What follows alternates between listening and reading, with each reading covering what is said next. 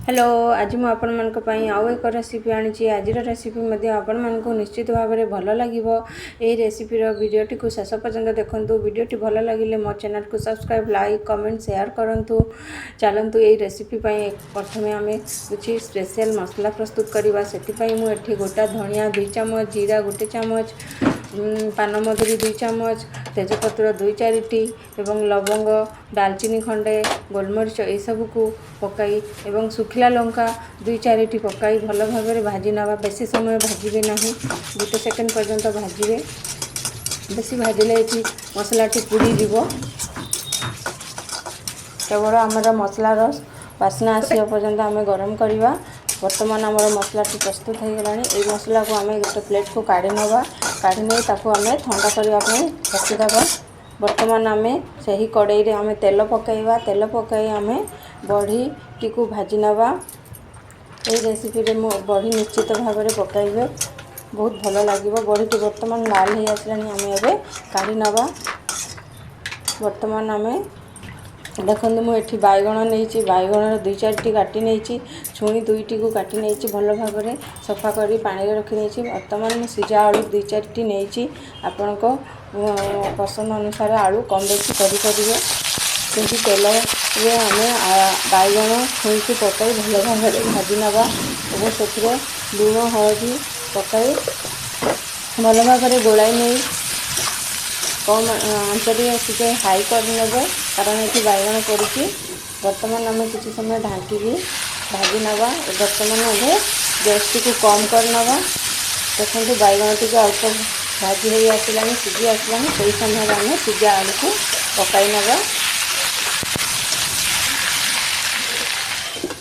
यहीपरी भाव में 5-10 मिनट पर्यंत आम भाजी नवा।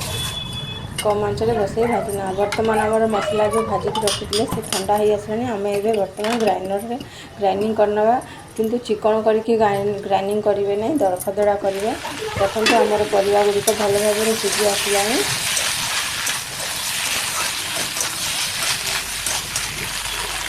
छुई आलू बैगण सब सीखीगला। वर्तमान आम एक पात्र को काढ़ी नवा। वर्तमान आम से ही कड़ाई को भल भाव में सफा कर तेल पकाई गरम करवा। तेल रे मुझे गोटे सुखिला लंका 5 फुटण पकाई कटा प्याज पकाई भाजी नौची। पियाज टी अल्प भल भाव में लाल हो आसिले से आम अदा रसुण छेचा 1 बड़ चामच पकाई नवा। ये छेचा मसला ऐड करेंगे। छेचा मसला ऐड करने फल आम तरकारी स्वाद बहुत भल आसो।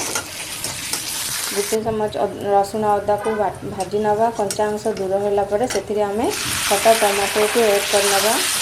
ये 2 कटा टमाटर नहीं आम ए स्वाद अनुसार लुण पकाई नवा जहाँफल आमर टमाटर टी भल भाव में सीझीज। देखते टमाटर टी भल भाव में सीझी आसला। ये आम बेसी किसी मसला ऐड करवा नहीं। कम मसला भी भल तरकारी हम। वर्तमान आम ये लंका गुंड हलदी पकाई भल भाव में गोलाई नवा।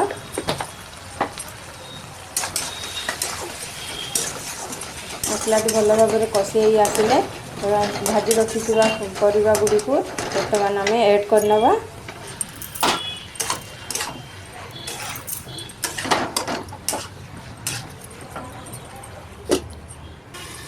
मसला आम 5-10 मिनट पर्यंत कषि नवा जहाँफल परिवार मसला भल भाव में ऐड हो।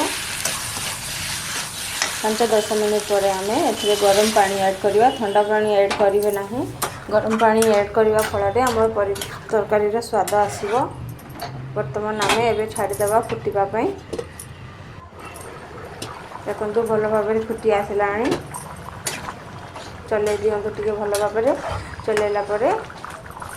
देखो परिवा गुड़िक भी भल सीझी जाइए। छुई भी आमर भल सीझी जाइए। वर्तमान यही समय आम जो भाजी रखी दरखदड़ा मसला बनई से मसला आम 2 चामच ऐड करनवा। 2 चामच ऐड करने भल भाव में चलाई किसी समय फुटवा को देवा। एवं आम भाजी रखी बड़ी को ऐड करनवा। ବର୍ତ୍ତମାନ ଆମର ପ୍ରସ୍ତୁତ ହେଇଗଲା ଆଳୁ ବାଇଗଣ ଛୁଇଁ ବଢ଼ି ତରକାରୀ। ଏହି ତରକାରୀକୁ ଆପଣ ନିଶ୍ଚିତ ଭାବରେ କରିକି ଦେଖନ୍ତୁ, ଭଲ ଲାଗିବ। ଏବେ ବର୍ତ୍ତମାନ କଟା ଧନିଆ ପତ୍ର ପକାଇ ବର୍ତ୍ତମାନ ଆମର ପ୍ରସ୍ତୁତ ହେଇଗଲା ଏହି ଆଳୁ ବାଇଗଣ ତରକାରୀ।